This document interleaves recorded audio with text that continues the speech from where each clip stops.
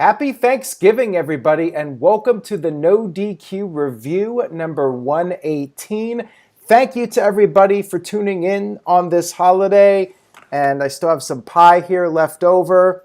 Maybe I'll work on that. We'll have to wait and see. Maybe not. I'll try to be a professional, but let me throw it over to our moderator this evening, Virtue. How's it going, Virtue? You know what? It's Thanksgiving. Happy Thanksgiving, and we don't stop here. I decided let's do a show tonight, talk about some wrestling here on Thanksgiving evening. Jeff, the football game has been postponed that you were going to watch, so now you are on this show this evening, and is this for the first time ever on the review, Noah Foster, the Simple Man? It is.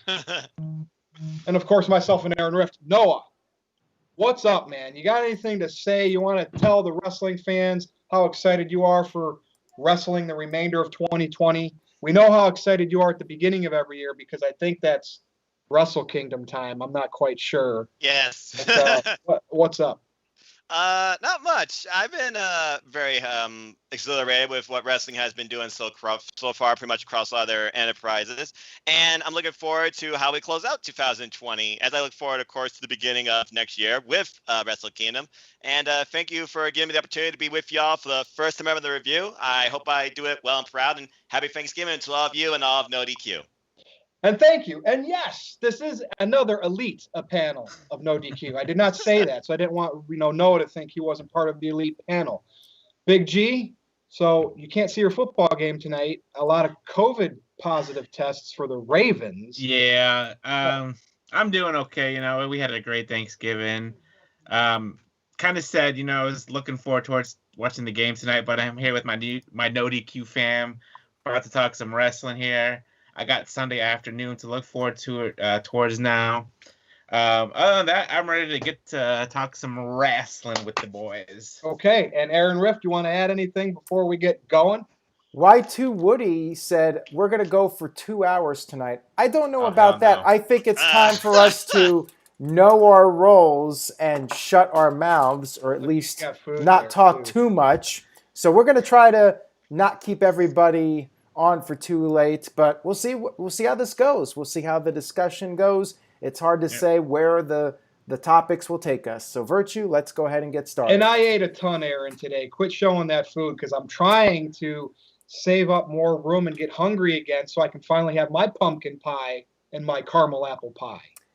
It does look like we have a $2 super chat, first one of the evening. And he's already going off topic here. So real quick, this is for Noah. He says, what's your favorite PlayStation game? Horizon Zero Dawn. That was my favorite PlayStation game of the PS4 generation. Cannot wait for Horizon Forbidden West for PS5. All right. No answer for everyone. I'm a Nintendo guy, so I can't think of that right now. I have to research that question. All right, let's get started. Let's start off with AEW Dynamite. I did finally watch it this afternoon. And after we ate, my dad was watching it. And he knows who Chris Jericho is. But I don't know, 15 minutes into the show, I look over at him. He was zonked out. But again, he probably would have done that no matter, even if we had a movie on. So what's the goods and the bads from Dynamite this week? Yes, Aaron. Okay, our good friend and fellow hashtag Team NoDQ member, TJS, says, give me some peas. I had peas before. Really, though, I am thankful for you four. Keep up the good work. I am watching from my PlayStation 5. Now, anybody here know what he's referencing? I do. Does anybody else know? No, I have no idea. Wow, all three of you stumped. You guys will have to go on YouTube and look up Luther Reigns Thanksgiving. Thank me later. Luther Reigns Thanksgiving. All right. Oh my God. So, we're talking AEW. Now, I watched Dynamite this week. And look, I'm not going to always be a cynic on everything. I always enjoy Eddie Kingston talking on I think he should be on commentary every week, like for at least a match. I like how he's a manager, but yet still gets physically involved. I like his group. Okay, and the bunny, I like her too. Now, Moxley, Omega, Aaron, 2 weeks of a contract signing. Come on, like they could have, and going. Now I know this match coming up with Omega and Moxley is on Dynamite, so it's not a pay-per-view. But like, can't we have the heel have heat going in, and Moxley was up on him going in? I'm not a fan of that. And of course, Jericho and the Inner Circle, they're always entertaining to watch. But what stuck out for me the most on the show, I enjoyed the Taz and Cody Rhodes stuff.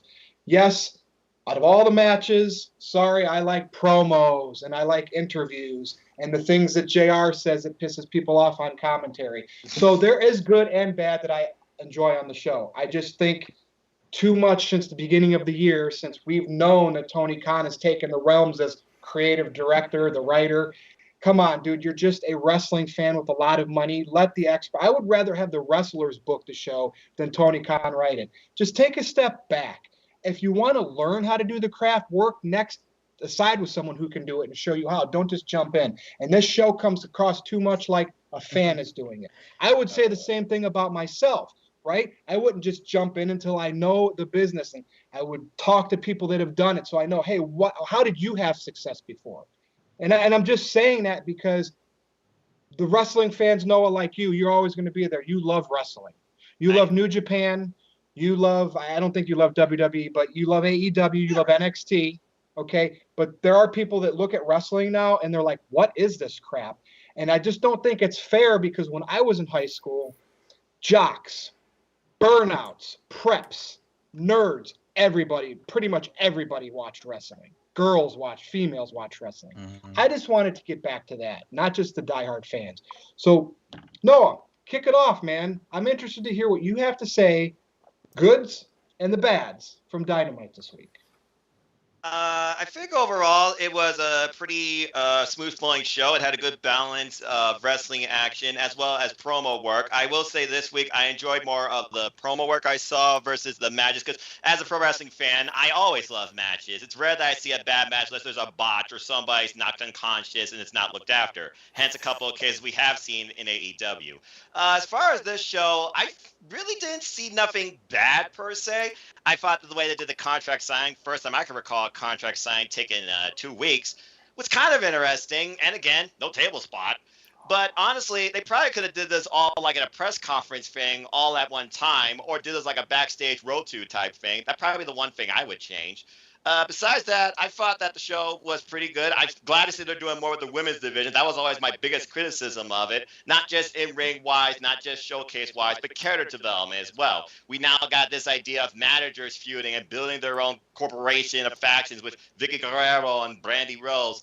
And now we see this ulterior, I guess you could say, like, opponent for Hikaru Shida, who represents strong style, while Abaddon represents everything completely opposite of what you think would be a champion in women's wrestling. I like that. No, I did like that. I thought for some reason she was hurt or got an injury and I was out for a long time. So those are the kind of things when I don't know who might show up or whatever, I'm interested. Yeah, we could say that's like the Fiend, the Bray Wyatt, but she's been doing that gimmick for quite some time. I'm glad you brought that up. Yeah. Go ahead, Aaron. Oh, I was just going to say, we have a few super chats here. Did you have any final thoughts, Noah, before I read the super chats? Give me more Eddie Kingston on commentary. All right, fair enough. TJS sent in a $3 super chat. Thank you, TJS. He says, Moxley is the best face champion of the decade. Name a better one. Moxley has been a great champion, in my opinion, especially with the pandemic having to have it to be on top without the crowd, and he feeds off the fans so much. Well, didn't this decade just start in 2020? Yes. Yeah, there you go. I'm not going to argue with you. I can't. I'm thinking he meant 10 years, but, you know. Well, Daniel Bryan for sure still. Yeah, well, if we're talking about, like, the entire past 10 years, you know, CM Punk, Daniel Bryan would have to be towards the top. And John Cena, to be fair, even though a lot of people hated him at times. Well, he's the most polarizing character in all of wrestling / sports entertainment, however you classify it. Yeah. Now, Virtue, I'll maybe get your thoughts on a couple of these other super chats. First of all, Psycho Jet Black sent in $2. He says, AEW should hire Dutch Mantel to book the shows, so maybe you could give your thoughts on that. And then DJW with a $5 super chat. Thank you, guys. I appreciate it. He says, that's what Cody and the Bucks are there for, right, Virtue? I guess in reference to having the wrestlers write the shows. So any thoughts on those super chat comments? Well, you know, Cody and the Bucks, you know, they need to focus on what they do on camera. And so I don't think they should be, you know, pointed on as to create the show. So Dutch Mantel, absolutely. I mean, I'm never going to deny Jim Cornette, Vince Russo, which, his days are done because he chooses to. But yes, a Dutch Mantel. If Dusty was still alive, I would never deny those guys getting involved with booking and creative. So absolutely yes. And then Cody and the Bucks and Omega can learn and grow from that. Triple H has kind of learned and grown from that. Now, I'm not saying NXT is beyond the niche, but he's developed a big little, cult following that's, getting 600,000, 700,000, 800,000 people to watch it every week, right? Yeah, 10 years going too. Yeah. Was there another one, Aaron? Did I answer them? We're caught up for now. Okay. So, Noah, do you want to add anything on before I pass it to Big G about the goods and the bads of Dynamite this week? No, at this point. I'm just curious to see what happens after winter. So, Big G, what's your thoughts? Well, I think I agree with Virtue here. Tony Khan needs to book better wrestling, just like he needs to book a better football team in the Jacksonville Jaguars. I thought it was decent this week. I enjoyed the promos a lot more than the wrestling. I did enjoy the Cody Taz thing. They brought some real life situation in with Cody saying, his son, Taz's son, is training with the Nightmare Family rather than Taz. And then Taz comes out with the Taz mission and pretty much chokes out Cody Rhodes, which was nice. So, I don't think we'll see Taz in the ring again, but he'll do what he needs to do to get heat, because that's what Taz does. He likes to get heat. Eddie Kingston is phenomenal on that commentary table. He does okay with wrestling too. This is the first couple times I've seen him. In AEW, I've never seen him before in the Indies or Impact or wherever he was in. For some reason, like this week, I had NXT on my TV and AEW on my phone, so I was paying more attention to NXT a little bit more than AEW this week. But the whole contract signing thing too. Why did it have to take 2 weeks? They could have done something different to where it could have been, like Noah said, like on the road too. Yeah, that, or just have both guys there and then do something afterwards if you want to, but not have Kenny sign it and then you see Moxley attack backstage, and then this week Moxley comes out, signs it, attacks Omega, and just I don't know. So like I said, I thought it was a decent show this week, so we'll see what happens next week. I am looking towards Omega and Moxley because I did see their non-sanctioned match back at Full Gear in 2019. So you were there. Okay, well, good for you. Now, Aaron, am I wrong where I like to see the heel with the heat over the baby? I know that's old school, the Hogan era, but I don't know. And I guess it really doesn't matter for this match because it's on Dynamite. But what do you want to add to this topic of Dynamite? Okay, well, first of all, DJW sent in a $2 super chat. Thank you for that. He says, you guys don't think Archer versus Kingston is a mismatch? Okay, so let's talk about that. The Lance Archer babyface turn. It's different. Yeah, I'm intrigued by that to see what happens with him, and I think he needs it because you have so many heels, especially in these groups, and Lance Archer is kind of like a loner right now. I just don't know what you do with Jake Roberts at this point now that Archer's going as a babyface, although people like Jake Roberts, so maybe they could keep it working for a while. I'm intrigued Unless Jake by turns that. on Archer, they could do a swerve like that. But Eddie Kingston is there to cut promos and to put people over. Yep. And he's doing it so far. And I agree with Big G as far as NXT being a little bit more compelling, but part of that was because AEW, the spoilers got out. It was a taped show, and I already knew what the spoilers were. I think maybe if I did not know the spoilers, I would have been a bit more invested. Show was all right. Again, as I said on my stream, it felt more like a build-up for next week. It's kind of like just, it's there, but it's not given a lot of emphasis. Next week should be a killer show, and I am intrigued by Moxley and Omega. I was fine with what they did, even though I do agree with you, Virtue. I think traditionally it's best to give the heel the heat before the match, although I guess Omega's like a shade of gray at this point. I don't know what's up with him. Yeah. That's one of my issues. I'm not the biggest fan of the shades of gray characters, unless you can really tell a great story with it. I think it's difficult to pull off. Steve Austin was one of the few guys that could pull it off initially, but eventually he just got so popular they had to go full-fledged babyface with him. They could not keep him in that tweener role for too long. No. So I think you need to, for the most part, stick with traditional faces and heels. And I think too many guys in AEW bounce around. We had the Young Bucks, for several weeks they were acting like heels, but I guess that was part of their character development. I'm not sure. And Omega, I'm not sure what's going on with him. His introductions, Wrestling Observer, Hall of Famer, and all that stuff. Like, I'm not sure how that's supposed to make me like him more, but whatever. And my other issue with AEW right now is the usage of Miro. I'm not a fan of the video game character. He should be obsessed with winning the world title. If he's not there to be world champion, why is he there? He's a world-class wrestler. He was a guy that should have been WWE champion in the eyes of a lot of people. Why is he not saying, I'm going for the world title? He's not one of their friends, but he's just a name that was in WWE. And if you notice, if you're not one of their friends, you don't get the big push. I mean, I don't know. Just maybe I'm completely wrong on that, but hey. He could also be trying to figure out himself, too. I mean, keep in mind, this whole Kip Sabian Miro setup is because Kip Sabian and Penelope Ford are apparently going to have some sort of wedding angle, I imagine, on Dynamite. Now, once that passes, maybe we'll see some new shades from Miro. Yeah, we might. But, I mean, they got to pull the trigger on something soon. Now, we do have some more super chats here. Let's get to those. Justin Brosnan sent in a €5 super chat. Thank you for that. He says, do any of you think AEW will recruit Big Show? It would increase viewership, and he could turn heel eventually and shock the world. So clearly that's a joke of a question. He's just kidding. I don't think he's serious about that. €5. Yeah, thank you for the €5. This is about like $6, so I think Big Show currency exchange. I think Big Show's one of those WWE lifers. I don't see him ever leaving the company, and I think he'll retire there. Psycho Jet Black with another $2 super chat. He's keeping this channel alive for the long haul. He says, Ricochet's promo on Twitter was decent. Shocking. I did not even know we cut a promo on Twitter. Promos on Twitter? Yeah, I mean, if you're going to cut a promo, you need to cut it on Monday Night Raw. Otherwise, unless you're one of us, promoting a podcast or a show. Right? Yeah, exactly.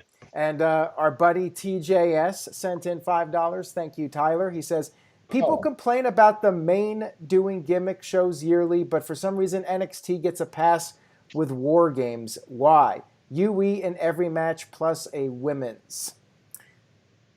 The main doing gimmick shows. Who's the main? Is that WWE? I'm kind of confused maybe the by main that roster.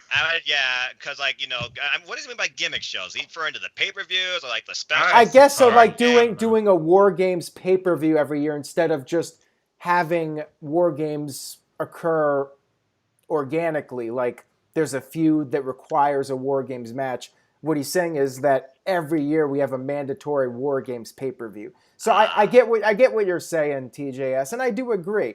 I think the gimmick pay-per-view should be dropped completely, but that's just my opinion. TJS, I second that. TJS Y2 Woody says TJS trying to buy his way back onto the review. Hey, well, he's always welcome. He just never jumps at an opportunity. True or not, I sent a message in the NoDQ chat who would like to be on tonight. This was open to everybody, and Noah was the first one that volunteered. It's like first come, first serve. Yeah, Noah beat Son. Son would have been on again, but Noah beat him, so that's how it works. I was just happy to volunteer. Yeah. All right, well, we'll move on. Yeah. And then you got any more super chats before we move on? Oh no, and it's good that we were able to get Noah on because he's never been on the review before, and he's always working when we do the review, so it was nice to be able to get him on. It took a holiday to do it, but there you go. Now, of course, at Survivor Series, no titles are going to change hands because of the way they do it. So Sasha is the SmackDown Women's Champion, and Asuka is the Raw Women's Champion. What's next for them? What feuds are we going to get heading into December, heading into the Royal Rumble? Or what feuds would you like to see, if not coming up soon, in the next couple of months for these two ladies? Sasha's doing a pretty good job of helping Roman keep SmackDown at a pretty good rating, considering it's a pandemic. And again, it's not going to be considered good until it gets over 3 million again, if it ever does. Big G, what's next for Sasha and not Bailey? like Asuka as top women's champions. Well, I see the next feud being at TLC, Sasha versus Carmella. That's what they're going with. I see that coming. I like Sasha as the SmackDown Women's Champ. I'm glad that she was able to successfully defend the title and not lose it a week later. After Carmella, we got the Royal Rumble. Maybe they could start building Bayley up again and have them face each other at WrestleMania, like we wanted. We had talked about that in previous reviews. Are they going to hold out to WrestleMania, or are they going to, blow their load? And obviously we got it at Hell in a Cell, which was a great match, don't get me wrong, but I think at WrestleMania would have been better, and I still see that happening later down on the road. Now, for the Raw Women's Championship. Yeah. It should have been Shayna, damn it. It should have been Shayna. So I see the next feud being, oh God, because now that it looks like they're going to team up Asuka and Lana. So I could potentially see Shayna being the next contender for Asuka at TLC. And then possibly later down the road, maybe Charlotte when she comes back. But we've seen Charlotte and Asuka plenty of times before already. So I would like to see Shayna beat Asuka for the title. And then we can have Shayna versus Charlotte. When Becky eventually does come back, if she wants to come back after she gives child to her baby girl or baby boy, we could have... It gives child to her baby boy. You mean birth yeah, of child? Yeah, give birth child. Yeah, botch. And then we could potentially have Shayna versus Becky again later down the line. So, it's all up in the air right now. I don't think WWE has any things penciled in for TLC right at this moment. So we'll see what happens in the next couple weeks. So that's where I think these women will be going with their titles down the road. Okay. Thank you, Big G. Noah. Yeah, I'm all for Sasha versus Carmella, because Carmella's not, she's like the looks, right? The fashion, and not the greatest in-ring worker, although she can hold her own. So kind of like in the vein of Charlotte, where fans don't like her, I want to see Carmella in that feud with Sasha. We know Sasha most likely will keep it. Now for Asuka, I don't know. Where do we go here? We have no Becky. Charlotte's still out. Yep. Enlighten me, Noah. What do you think?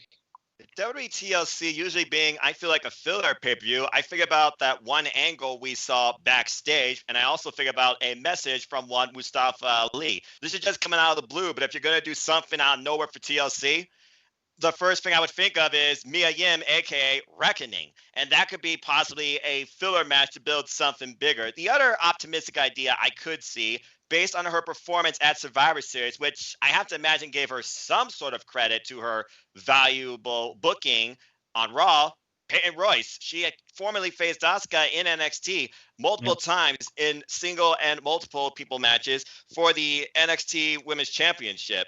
And as much as I would want to see Big G, Shayna Baszler go on with Asuka, as long as Nia and her have those tag titles, I just don't see that happening, because there's no way I see Nia playing bodyguard or backup for Shayna Baszler, though that was an idea in the back of my mind. But until we get those tag titles off them, I don't see that. So right now, my top two are Reckoning and Peyton Royce. I like the Peyton Royce pick. And matter of fact, I think that should happen before they would consider pushing Lana. Like, Lana is pushed not in the sense of getting a title shot. She went through all those tables from Nia Jax just to get on the, hey, I'm teaming up with Asuka now. Maybe they'll win the tag titles and then flip them back and forth. Hey, there's your push, Lana. Aaron, thank you, Noah. What do you think here? All right, well, first of all, regarding the SmackDown Women's Championship, yes, I agree with everyone about Carmella being the next opponent. That seems obvious. And yeah, TLC is kind of like the lame duck pay-per-view until the Royal Rumble. It'll be that match. And then, as DJW points out with the $2 super chat, oops, I did the wrong comment. DJW says, have Belair tell Sasha I'm the real bossest of SmackDown. Yeah, that's Belair. Good point. We forgot about her. Yeah, that's the one. I was actually penciling her in for the Royal Rumble. That's what I'm thinking too. I think Carmella's just there to pass the time. and then we'll have Belair built up for Sasha at the Royal Rumble. I definitely see that as a possibility. The question is, who's the heel right now? Bianca's kind of been a face, and Sasha's a face, so I think you got to turn one of them at some point. But Sasha just recently was a heel. Maybe Bianca Belair goes heel in the near future. Who knows? I kind of think she would do well as a heel with the whole Mrs. Perfect thing. You know, she's kind of got that character going. Psycho Jet Black with a $2 super chat says, Drew McInfart versus Natalya in a fart in a cell match. Oh my gosh. That was I don't know bad, where these people come man. up with these comments. Poor Adam Pearce. Oh, man. Poor Adam Pearce. I feel bad for the guy. And DJW with a $5 super chat. DJW, we very much appreciate it. He says, squash Carmella for one pay-per-view, then feud with none other than Bianca Belair. Who else on the SmackDown roster, really? Ruby? Nope. Tired of Bayley? Big G. Yeah, Bayley's in a bad spot right now because she should really be moving brands over to Raw. Maybe they could do a trade or something. I think like she's kind of stuck now, not going for the title, and Asuka could use some fresh opponents. Like I think they should try to do a trade or something, even though the draft has passed. We got to get Bayley over on Raw and have somebody new for Asuka to face, although they had several matches. The problem is who's left for Asuka to face. You know, they're probably going to do the tag match at the pay-per-view with Asuka and Lana challenging for the titles. Yeah. I mean, Charlotte will be back eventually, but we've already seen Asuka versus Charlotte again. I feel like Asuka is the woman's version of Drew McIntyre. She's the champion because Charlotte and Becky are busy right now. When they come back, you know Asuka's going to be losing that title. Hey, we got Alexa Bliss floating out there too, although she just seems to be, I mean, she's had the history of being champion, so therefore I don't think people would necessarily scoff at it because it's like her new character at least. Yeah. Yeah, take it a different direction, but it looks like right now they're going to continue her feud, I would imagine, with Nikki Cross. I see that being a one-on-one at TLC. Yeah. I could see it maybe like The Fiend in Alexa versus Nikki and Randy Orton, maybe. It could something like that potentially. A little different. Yeah, I would have liked to have seen Rhea Ripley get into the mix, but it appears like she's going to be on NXT for the time being. We do need some fresh blood in there, but yeah, I'd love to see Alexa Bliss get the women's title off of Asuka, and you could bring back Charlotte as a baby face, and we just need some fresh matchups. I don't want to see the same thing over and over again, so they really got to think about who's going to be on which brand and think long term. What are some fresh matchups that we can do? Because Asuka versus Bayley, Asuka versus Charlotte, they're stale. We need something different on the Raw brand. Fresh. Looking forward into the future. And then as far as the men go, I think we didn't bring that up yet. That's my next topic. Okay, well go ahead, So, Richard. With Aaron bringing up the next topic, let's go around the horn and do the same thing. For the men champions, Roman Reigns is the Universal Champion and Drew McIntyre is the WWE Champion. Now, we can pin Drew McIntyre to, Randy Orton still. What about Sheamus? A lot of people have talked about that because of their pre-WWE days and where they, kind of how they grew up together in the business. Roman Reigns, are we going to get more filler? Daniel Bryan has been a rumor.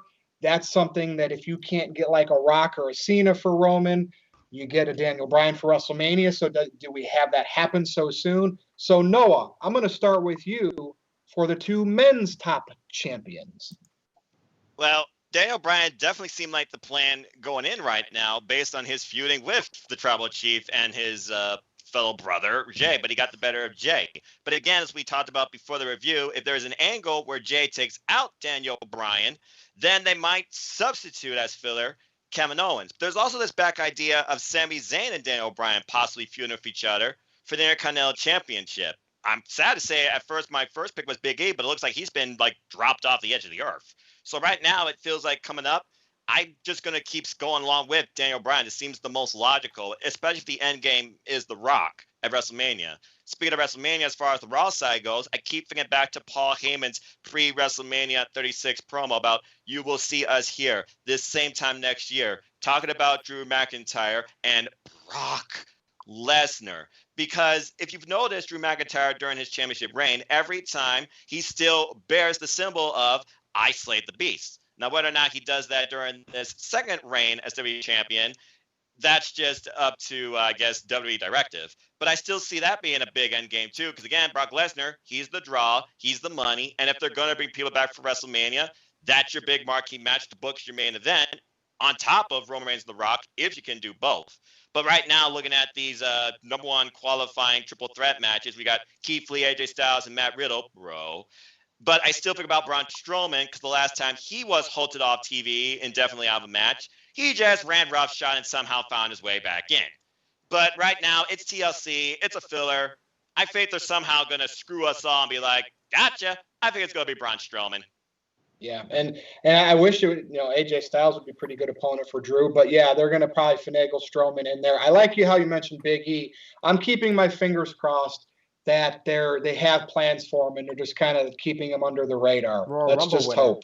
That's what I'm hoping. So I'll come back to you here in a minute, Aaron. Big G, do you just agree with Noah and I, or do you want to add something here? No, you guys made big points, or good points. But I don't see Strowman being the challenger at TLC. I'm gonna go with Keith Lee.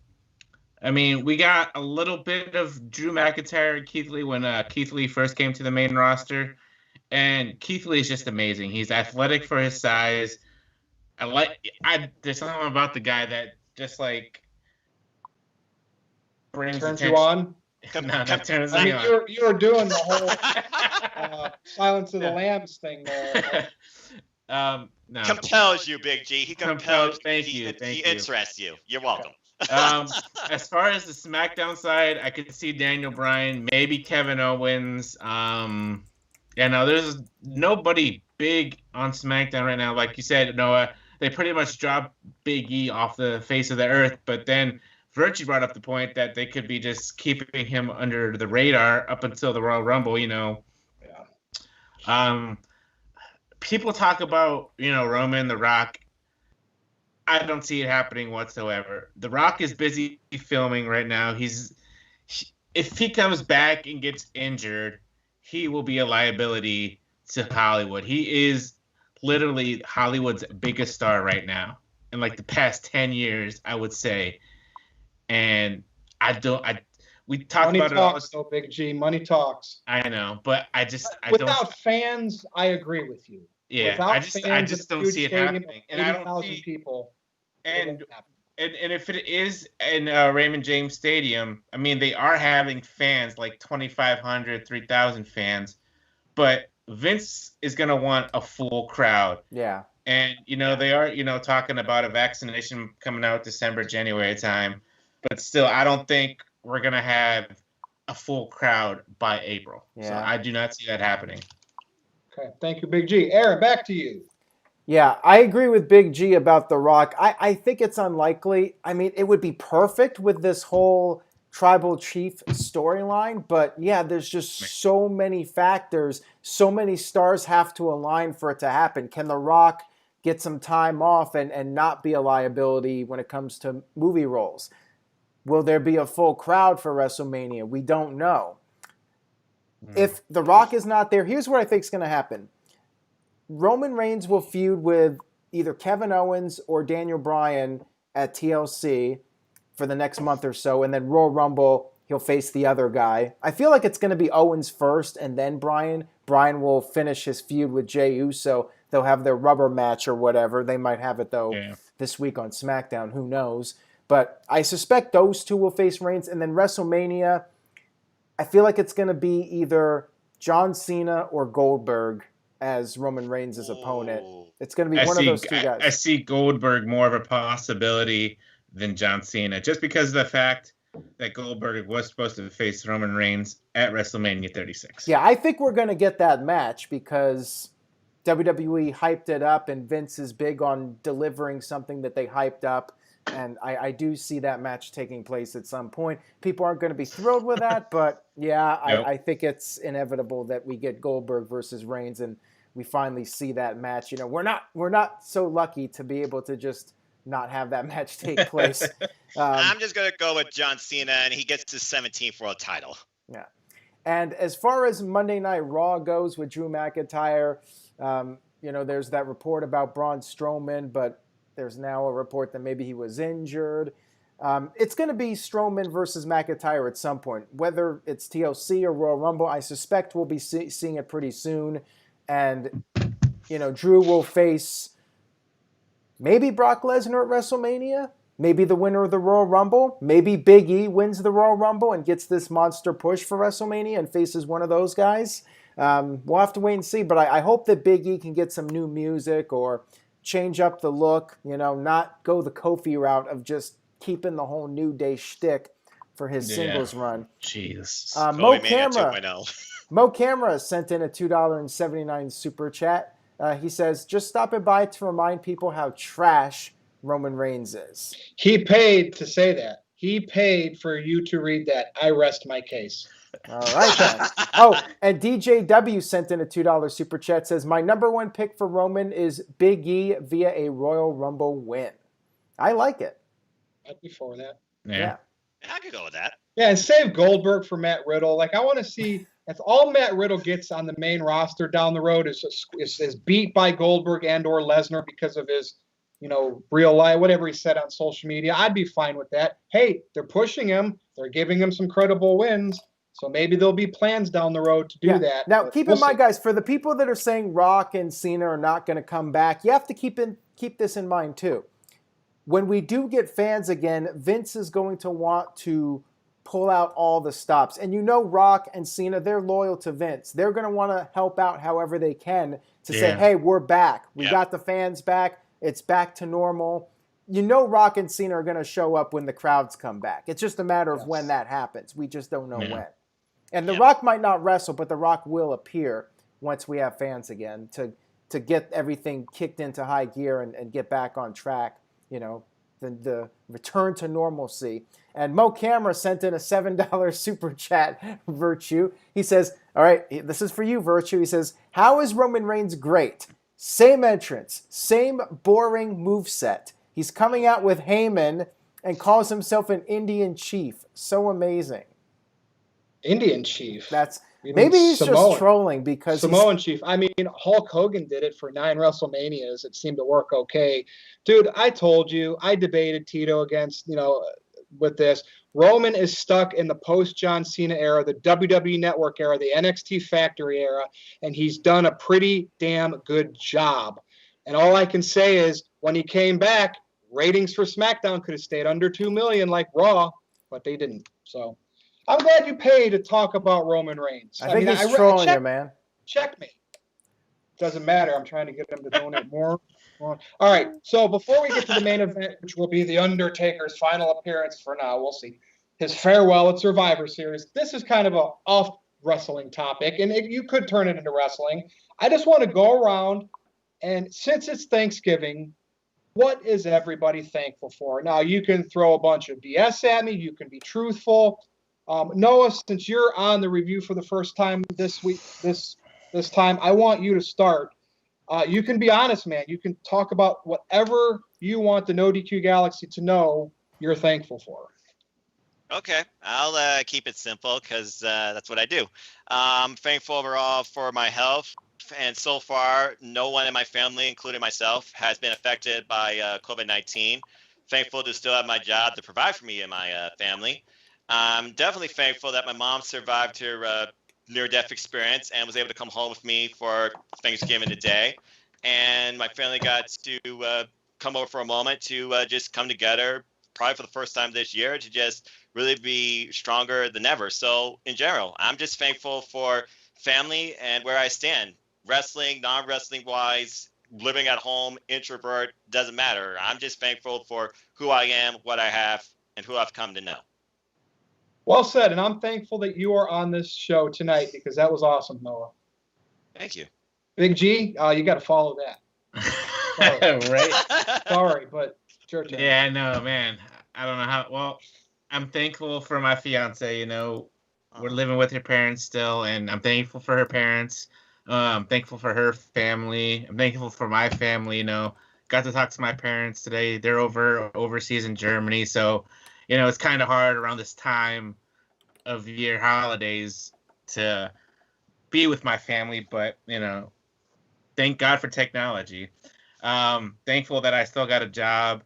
I'm thankful that, hopefully I get my COVID test tomorrow. Hopefully it'll be negative. So I'm thankful for that. Other than that, I'm thankful for you guys.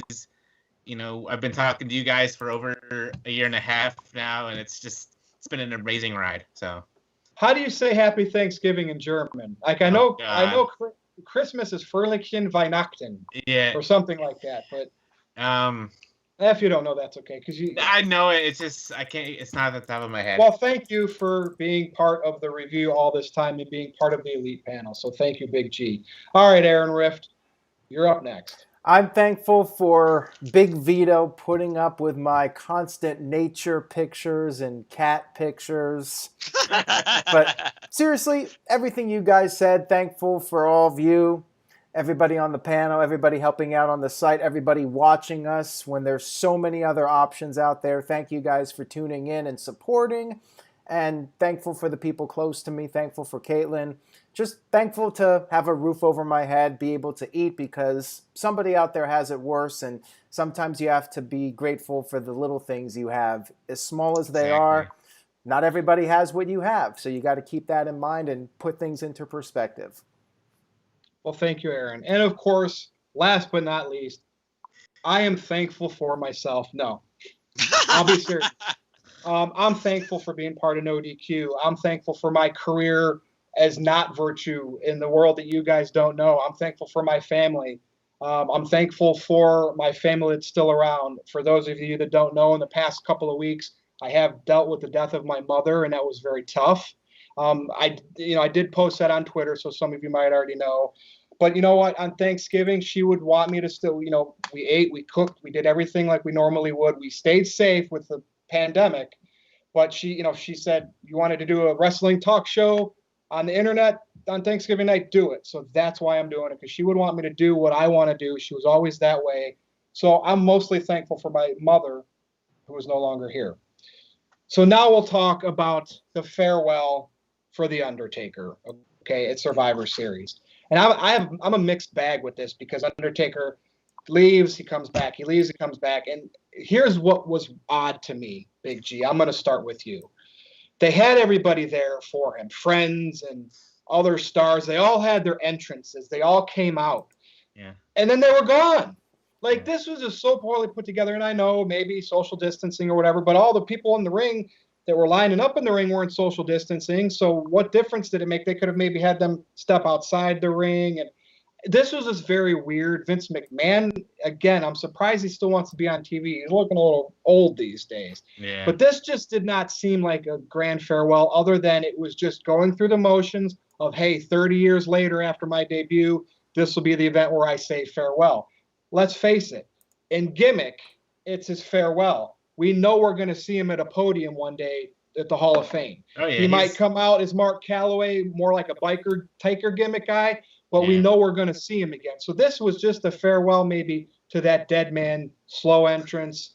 So what do you think here? I just had it was weird. I'm thinking angle, something cool, and not just a couple of words. Those cameos too, by the way. $1,000. So, they came across more comical than anything. Jim Cornette laughed his ass off. Oh. With all due respect to the first of all, I wouldn't have paid $1,000 for a cameo. No way.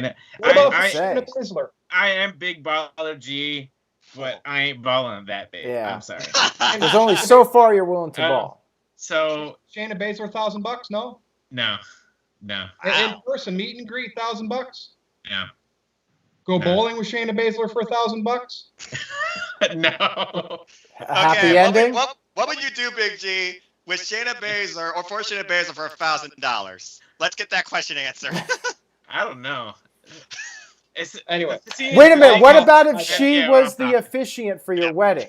Would you pay $1,000 for her to officiate your wedding? Maybe that. We're on the Undertaker's farewell and his cameos. Go. All right, so I'm sure you guys saw I was on the watch along with Jeff, and then the other shows Monday and Wednesday. We talked about the Undertaker, and I'm still kind of processing it. It might be a gimmick, but we grew up with the man for 30 years. I mean, Obviously, me a little later, the late 90s, but, we have the network and whatever. I thought, everybody coming out was like, cool, maybe they'll say something and then they'll leave. And then, somebody else will come out like Vince and then Undertaker. But they all just stood there. They went to the tribute video, which I liked. I like that song by Metallica. Awesome song. And then they come back and Vince is there. And I was like, okay, why didn't they say anything? Yeah, it was just weird. It was like they're all there to get themselves over one more time. Probably. It didn't feel like it was. It for wouldn't the surprise me. Undertaker. And Triple H being there, I thought the man would have cut like a 15-minute promo on the Undertaker or something like that. But yeah, Vince, I think hopefully this will be the last time we see him on TV. I mean, he and Undertaker, they're pretty much like best buddies. If you've seen the Last Ride documentaries or Broken Skull sessions with Stone Cold Steve Austin, he talks about Vince, and they're like pretty much like blood brothers. Undertaker coming out, cutting his promo, nice and simple, and then that touch with Paul Bear, that was good. That was good. It made Aaron cry. Okay, I didn't cry, but I had tears coming out of my eyes. I wasn't like wailing. Wait, Virtue, do your impression of everybody crying over the Undertaker. Oh God, go ahead. Like my cry videos? Yeah, yes. yeah. I can't believe Undertaker is dead. And rest in peace, Paul Bear. Oh my God. Is that? I don't know how this is gonna go over with Jeff. I'm gonna crop this and say that's Virtue's impression of Jeff Meacham. And the award for Best Actor goes to. Just to stir the pot. And I got some pressure tomorrow night at Wrestling Trivia Challenge against. But yeah, I mean, all in all, we don't need to see Undertaker wrestle another match. We know his last match was at WrestleMania 36, which was a nice send-off. He rode off in the sunset on his motorcycle. We've seen, like I said, we've seen the Last Ride. We've seen the Broken Skull sessions. We've seen everything they put out the past week before this Final Farewell on the network with the Brothers of Destruction, Paul Bear, and all that stuff. So it all came together full circle. 1990. 2020. The man does not need to prove anything to anyone anymore. Spend time with Michelle. Spend time with your kids. Make every single day count. Well said, Big G. And now, Noah, I will move on to you. Not sure how big of a fan over the years you were of The Undertaker. I was always fans of the feud, the whole aura of The Undertaker, but I don't think he was ever like one of my top guys. But this goes to show you how awesome he was, that even though he wasn't, I liked everything that he did because it was meaningful or it was just cool to look, the imagery, Yeah, and I completely agree. Since 1992, The Undertaker has been a huge foundation of myself as a sports entertainment fan, wrestling fan, whatever you want to call me. Who would think 30 years we would look at this symbol for darkness as a beacon of light, fun, hope, and joy for all of us? Let's be honest here. It doesn't matter when you became a fan, what era of Undertaker you enjoyed. The Ministry, Badass, Return of the Phenom, it doesn't matter. He's had an impact on all of us and everybody he's ever been in the ring with because he always put everything into anything he did. To this day, my all-time favorite wrestling match is Shawn Michaels and Undertaker, WrestleMania 25, the light versus the darkness. And honestly, that's probably one of my all-time favorite feuds. I was recently going through his old school matches with Yokozuna, Carmella, Shawn Michaels. That's gotta be Kane. Big time moments like that and so much more. I thought the send-off was very fitting, and I completely agree with Big G. He does not need to show up again in this persona, in this mystique. As far as I'm concerned, that should be the very last time we ever see that entrance. And the whole Paul Bear tribute with the hologram, that was my favorite part of the entire thing. So at this point, if he's going to go into the Hall of Fame, do something beyond the others because I feel like that's his value to the WWE, especially when you have Vince McMahon literally come out at his age and literally still talk about the guy. And I say just give him like his own little special. Maybe that's like the long-term plan because I was wondering the same thing. Why didn't people like Kane, Triple H, Booker T, JBL, who lost some height due to The Undertaker, say something about his impact on their careers? By the way, kudos to Glenn Jacobs practicing social distancing. Just saying. But overall, I thought it was a very fitting farewell. Weird tribute with everybody in the ring, then gone like that. Love the video package. But honestly, I hope I never see The Undertaker, that entrance, that persona again. Rest in peace to the character. All the best to Mark Calloway and the rest of his life with his family. All right. Thank you, Noah. Over to the boss man, Aaron Rift. All right, Mo Camera sent in a $2.79 super chat. He asked about Max Payne, if Max Payne's ever going to be returning. I don't think so. I think it's highly unlikely in all likelihood. Now, about The Undertaker and that retirement segment at Survivor Series, I'm fine with it. I think it could have been done better, no doubt about it, but I'm okay with it. Now, is it really the end of his career?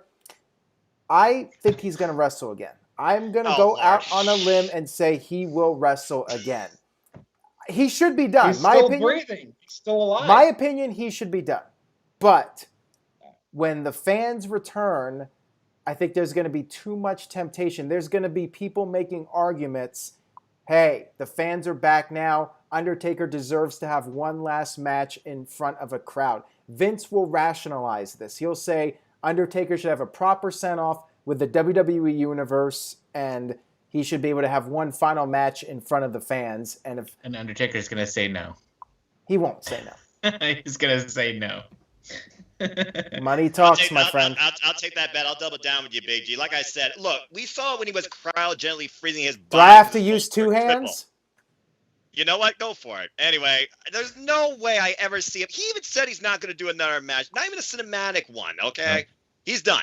Period. Shawn Michaels technically came back, too. So I'm just saying, you know. Yeah, damn Saudis. Wrestlers, unless they're wheelchair sick or they pass away, they're never done. I mean, don't remind me of Country Redacted. I don't need to be reminded of that. Yeah. Undertaker even said that if Vince needed him, he would come back and wrestle again. And like I said earlier, when the fans return, Vince is going to be pulling out all the stops. All the big guns are probably going to come back, and Vince is going to put out a lot of money to the top stars to return, get the people in the arenas, and get business back to normal. I think it's going to happen. I think Vince is going to rationalize it and convince Undertaker to come back for one more match. Now, I think it should be over, but I don't believe it's over. As long as The Undertaker could take a bump, I think there's a possibility that he returns. And if I had to make a bet on it, I would say yes, he does wrestle again. The one guy that was faithful to Vince McMahon longer than anybody, and I know a lot of people said, well, Shawn always stayed in WWE too. Well, that's true, but he did retire relatively early for a wrestler. He did have the 4 years out with an injury. Undertaker, 30 straight years, for the most part, was always there for Vince. You know, an early Undertaker was really all about the dead man, the gimmick in terms of, being an Undertaker and just going against these weird characters and ultimately beating them, the bigger guys than him.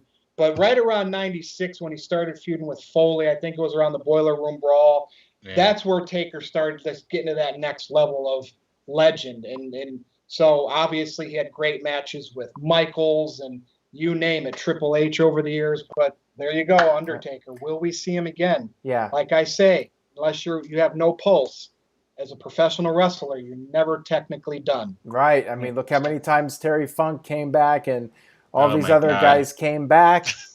And Undertaker, he probably should not be wrestling again, but they can do the encore. The encore ride. They'll have some kind of marketing for it, the encore or something like that. For the How many times did the Rolling Stones come back and tour? I'm just... Or Kiss. Oh, my God. Yeah. Yes, about to say Kiss. I mean, Kiss retires and they come back. And it could be, if they have the discipline not to, but Shawn even came back and technically wrestled again. Even though it was not that great of a match, it was a tag match in Saudi Arabia, he did. So that opens the door to anybody, right? Kurt Angle will come back before The Undertaker. I'll just say that. All right. Our buddy Mo Camera sent in a $7 super chat. Thank you, Mo, by the way. We very much appreciate it. Tonight. Yeah, he says, talk to me, Virtue. We both love The Fiend. What are they doing with him? Shaking my head, very sad. That's a gimmick that doesn't need a title, but it does need a compelling feud and person to go against or people to go against. So let's just give it some time. He's staying healthy, right? Bray's a bigger guy. He's been known to get some injuries. but he's had great runs with matches before this Fiend gimmick. Let's just see it play out because it doesn't need a title. Like Alexa Bliss adds another element. I don't know who could be a great opponent for him, but let's just see where it goes. He does not need to be in a title picture. Like Mick Foley often didn't need to be in the title picture, although he had his run and it was great. Yeah. Kind of like let's just say, hopefully, because it looks like they're steering towards Randy Orton. Hopefully this feud will be a lot better than their match at WrestleMania 33. That. Yeah, and I think it will be because what? House of Horrors. A title was on the line in that. Yeah. This and Orton's having a great run. Why is he just going to stop? Because he's against the Fiend now. So I am actually intrigued by this. Let's see where it goes. Yeah. And Adrian sent in a €2 super chat. He says, Undertaker versus Terry Funk. Book it, Aaron. Man, that would be, what is that, combined age, like 130 years old or something? Something like that. That would be nuts.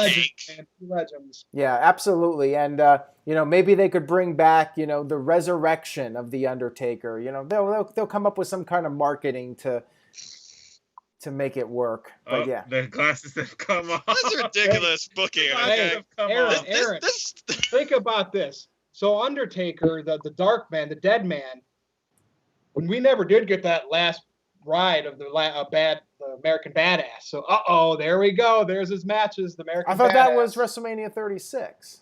Well, it was. But that was a cinematic though. It was a encompass of everything, all the Undertaker characters. So like if Vince does need him back and they don't want to do the whole Dead Man entrance and all that, bring him back as the Biker Taker. There you go. Still left the Dead Man at Survivor Series this year. You just don't know with them. Money talks. Lead in a new faction of Aces and Eights. Yeah. But that's it for the review this week. If I had glasses, they would be off right now.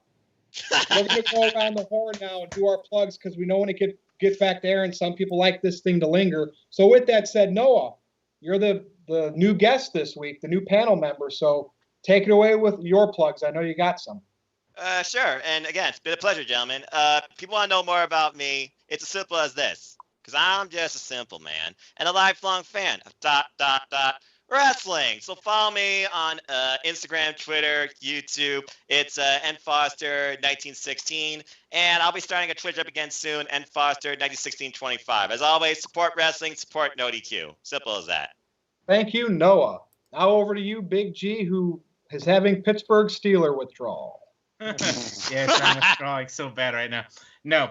So before I plug my stuff, tomorrow on all three channels, the NoDQ.com channel, the Greg Cherry Brand channel, the Jeff Meacham Network channel, we are going to have the finale of Wrestling Trivia Challenge. Not at 6 p.m. Eastern, but 7 p.m. Eastern.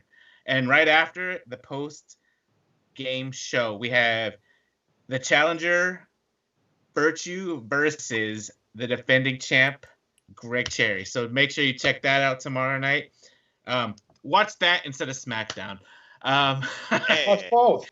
Watch both, whatever. You can multitask. You got two Roman's screens. on SmackDown. I want the rating. There you go. So you can watch. So you can follow me at nodq.com/BigBiology. That takes you to my Twitter. NoDQ_BigBiology1988 on Instagram and Jeff Hilton on Facebook. That is it for me. Take it away. Over to Aaron. All right. Psycho Jet Black sent in a $5 super chat. He says, what Bray Wyatt is kind of overrated, and people only like him because of his mask and no selling moves. Should have never been world champion. I think the character is great. I think it's very unique. And at SummerSlam, it had something special. I do think that WWE dropped the ball with him a little bit by having him lose to Goldberg. That was a big mistake. Agree. But, yeah, I remember SummerSlam, but he felt like something special. We were there live to see the debut. Yeah, it was pretty awesome.